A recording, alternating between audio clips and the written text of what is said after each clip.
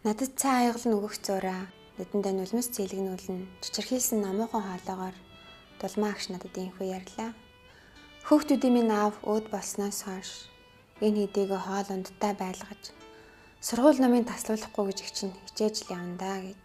Намайг Өвс аймгийн Наранбулсмын Улааны Зэрвагийн малчин Басангийн дулмаа гэдэг. Би 4 хүүхэдтэй, 5 хүүхэдтэй эрэгтэй болсон эмэгтэй. Дулмаа агчийн яриаг сонсоод би өөрөө ирэхгүй ээжийнхээ тухай дурсан бодож суулаа. Сэтгэлийн засах санаатай би багийн нисэг дарга таныг манай сумын сайн малчин гэж ярьсан шүү дээ гэж хэллээ. Энэ жилийн үл хэцүүхэн болсон ч Дулмаа агчин хот тайл нэг ч малын хоригдлгүй гарч чаджээ. Монголын нүүдэлчин малчид айл орхиороо хамтдаа аж төрж нэг нэгнийхээ амьдралаа жохоо тусалдаг сайхан замшилтай.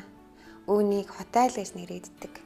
Нэг хот айлд 3-5 өөрх айл байх жишээтэй. 2015 оны үйл зуттай жил байлаа. Хүйтний ирж хасах 60 градус хүрч цас их унснаас өвлийн дунд үед мал бэлчээрд гарч чадахгүй өдрөд олноор тохиож байсан. Харин Дулмаа агч эртнээс бэлтгэлээ базааж зуны турш малаа оторлуулж тарга твэрг сайн ахуулна.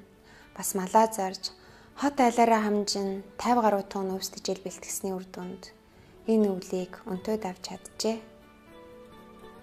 Гэхдээ Дулмаа агчийнхээс 10-аас 15 км-ийн зайд амьдардаг олон айл малынхаа бараг 50%-ийг алдчихад байна гэж сумын засаг дарга биднэрт ярьлаа.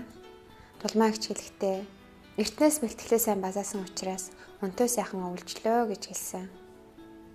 Дулмаа агчийн 5 хүүхдээ отох нь бата ээжтэй их хайртай. Ээж нь 2014 онд сумынхаа сайн малчин болсон.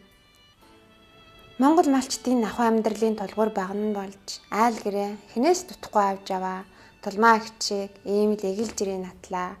Хүчирхэг эмэгтэйчүүд миний хувьд жинхэнэ бааtruуд үлгэр дуурайл болдог.